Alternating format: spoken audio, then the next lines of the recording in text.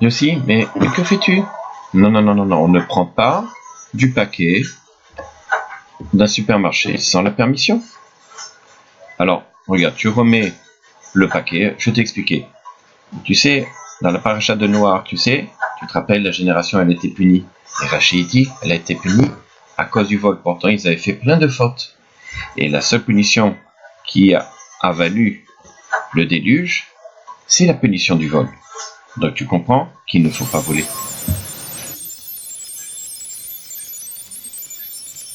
Chers amis, bonjour, Parashat Toldot. Comme vous venez d'écouter ce petit extrait, le papa a-t-il raison? Alors, évidemment, le début de l'enfance, lorsqu'un enfant y grandit, nous confrontons avec une éducation dans laquelle on doit savoir quoi donner.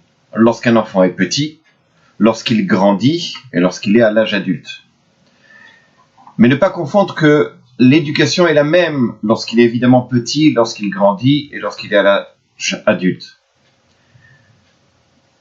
Un enfant petit, on dit petit, c'est-à-dire on va dire comme ça jusqu'à l'âge de à peu près 3 ans, 3, 4 ans. Comment doit réagir un papa vis-à-vis de cet enfant? Alors vous savez, on doit avoir beaucoup de patience. Il faut répéter les choses pour que l'enfant puisse comprendre. Parfois, on a envie de s'énerver parce que on est sous le coup de la fatigue, sous le coup des répétitions. Parfois, on est agacé.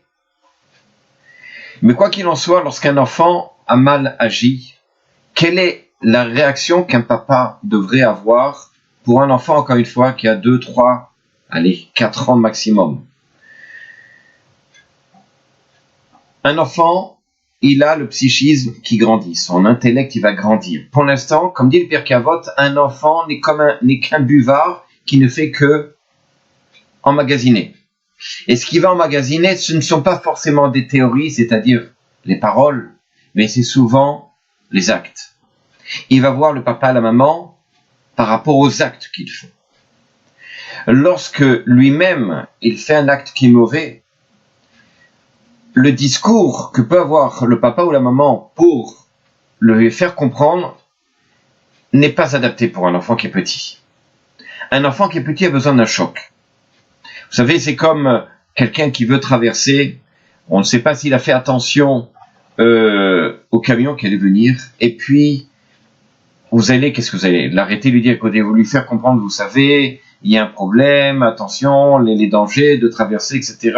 Évidemment que non, il n'y a pas le temps. Vous allez commencer à dire, attention, et lui faire peur.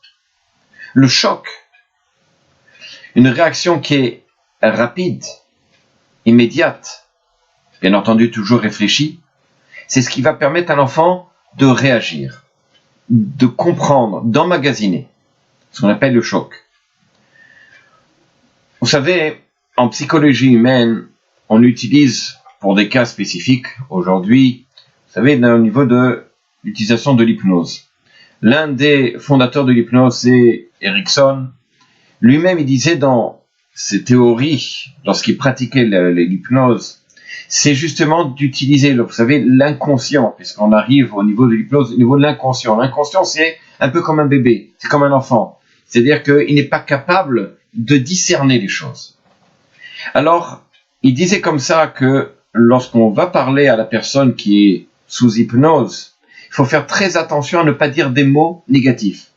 Oui, en ce moment, on va enlever le danger, on va enlever la maladie, pourquoi? Parce qu'il explique que l'inconscient va, dans toute la séance qu'il y a eu d'hypnose, interpréter et se rappeler que du problème négatif, c'est-à-dire de la maladie, de l'accident, etc.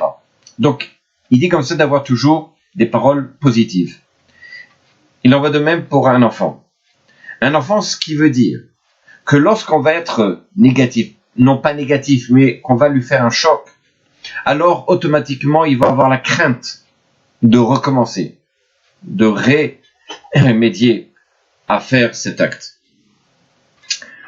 Le problème, c'est que souvent les parents, lorsqu'un enfant fait un acte mauvais, alors qu'est-ce que c'est qu'un acte mauvais? Évidemment, c'est sur une certaine échelle, on va dire un acte mauvais d'après la Torah. Un enfant qui se met à voler, chasé shalom, apprend quelque chose lui-même, il ne sait pas ce que c'est que le vol. Il ne discerne pas que ça appartient à quelqu'un, il pense que tout lui appartient.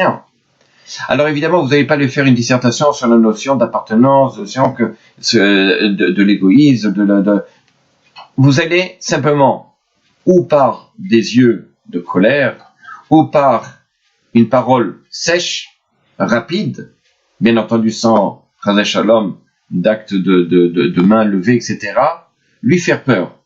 L'enfant va prendre conscience que cet acte qu'il vient de faire, il va le garder pour toute sa vie.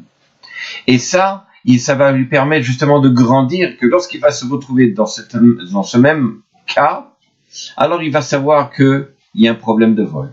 Il y a un problème qui, je me rappelle, à un moment donné, m'avait fait peur, justement. En fait, la paracha nous parle justement de ça. Le Meor HaShemesh, le Rav Epstein, Zatzal, nous dit la chose suivante dans la paracha, il est écrit comme ça, Ve'ele toldot, voici les générations, Yitzhak, Ben, Avraham, Molid et Yitzhak, etc.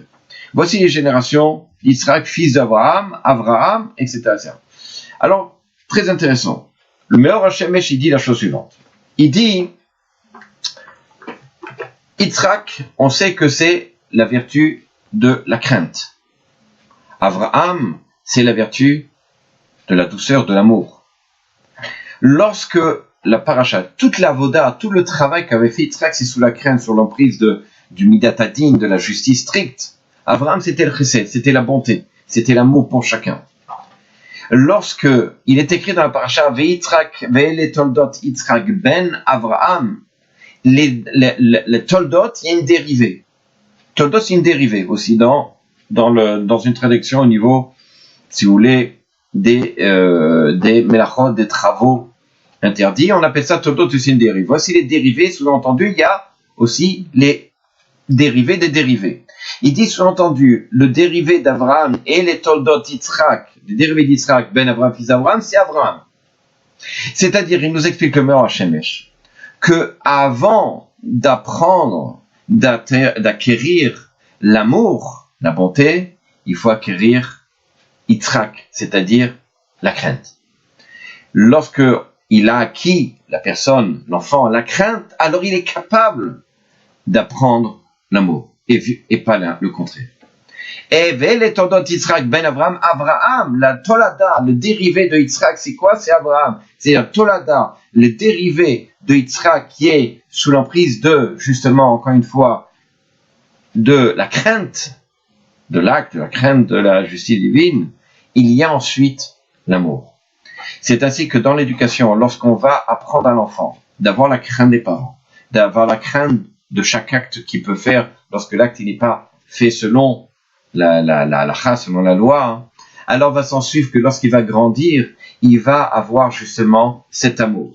Et pas le contraire. Si on va enseigner dès le départ l'amour, il risque un jour de se trouver dans le même cas d'une erreur et, chasé shalom, de faire non pas par crainte, mais justement de laisser tomber, d'oublier qu'il y a une crainte derrière et de se permettre certaines choses. Il faut d'abord la crainte et ensuite viendra l'amour. Lorsque l'enfant va commencer à grandir, alors effectivement que l'intellect va se développer, alors à ce moment-là, le discernement est chez l'enfant, on va pouvoir maintenant parler avec amour, c'est-à-dire pouvoir lui expliquer ce qui est bien et ce qui est pas bien. En tout cas, je vous souhaite Shabbat Shalom, à bientôt.